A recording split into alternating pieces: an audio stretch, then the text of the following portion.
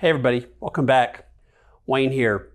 This week we are going to talk about emotional affairs. I deal with this topic at least, several times a week. And emotional affairs are very devastating. The collateral damage from sharing your heart and your life with someone outside of the marriage not only is devastating for the betrayed spouse, but it's also most likely devastating for the emotional affair partner's family, your own family, and including yourself. Trying to piece together your heart and your life post-affair is not only challenging, but it can be one of the most discouraging and one of the most frustrating things that you'll ever go through as a married couple. And I get this question frequently. The question is, what is an emotional affair? What justifies an emotional affair? According to Shirley Glass, 82% of affairs happen with someone who is first just a friend. And if that's true, then maybe there's benefit in exploring how these friendships begin. How does one have an emotional affair? And what signs are there that the emotional affair is developing? Is there something missing in our traditional monogamous relationships? So let's define the term. What is an emotional affair? An emotional affair is simply an affair that excludes physical intimacy, but it includes emotional intimacy. And this would include, or could include, anyone you know and see in person during the work week or recreation with, as well as some virtual friends through social media.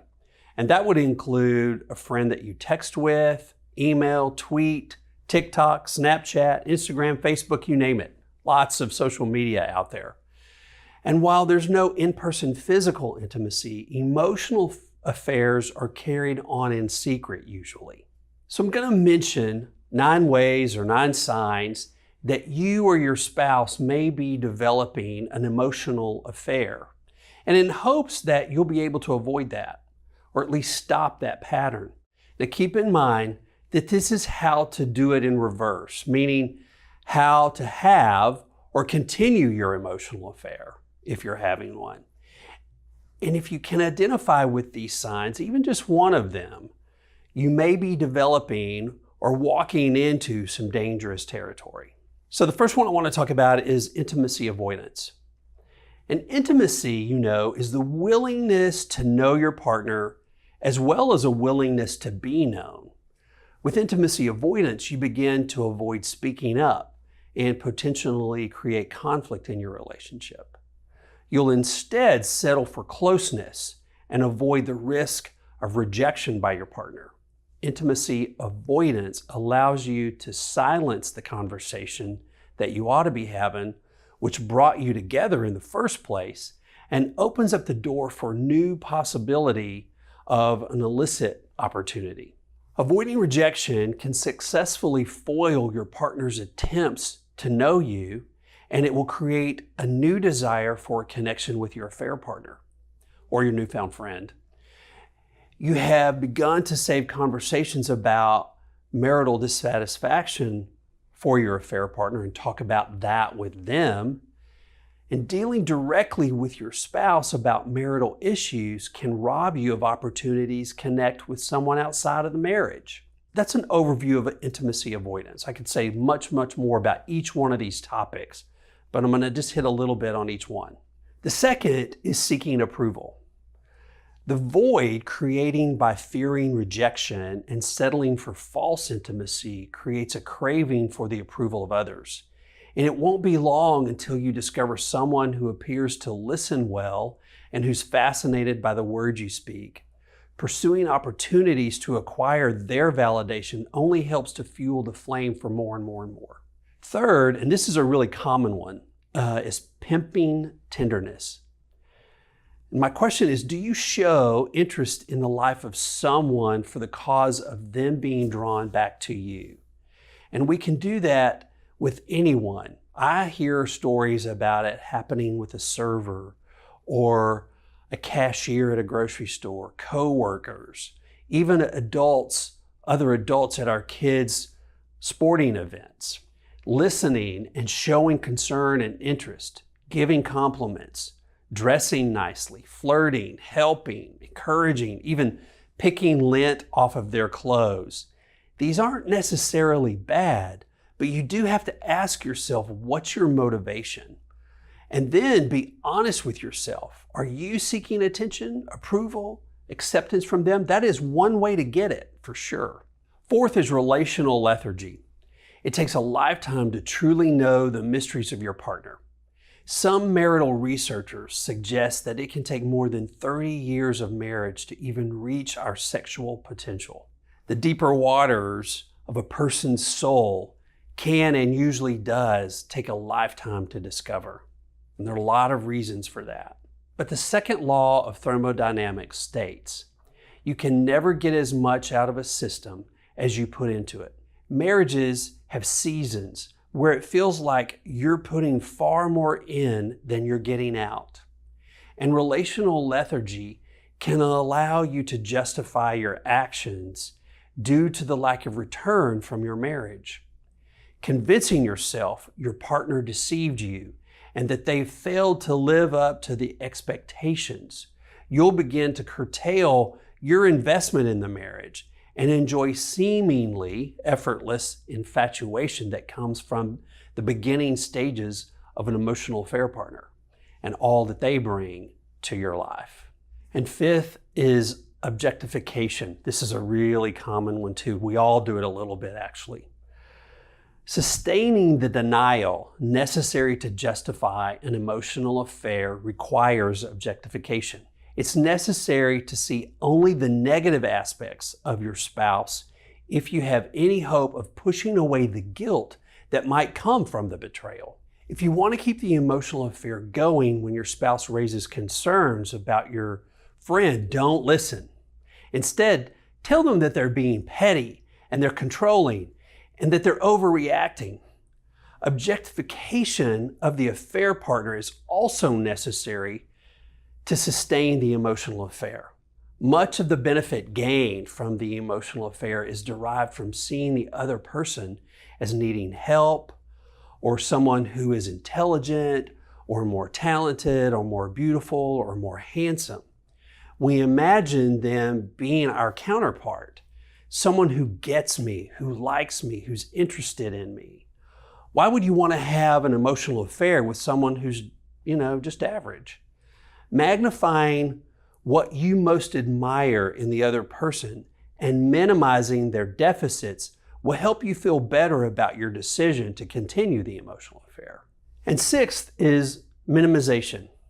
If people really understood the long-term cost of their actions, would they really be able to continue? The awareness would only serve as an anxiety generator. To have an emotional affair, you minimize the impact of your actions and act surprised when your mate gets upset. And if you really want to minimize, never consider the impact on your children. After all, they're resilient, and over time, they'll come to forgive you and move on. Those are just some of the common ways that I've heard minimization over the years. And number 7 is self-deception.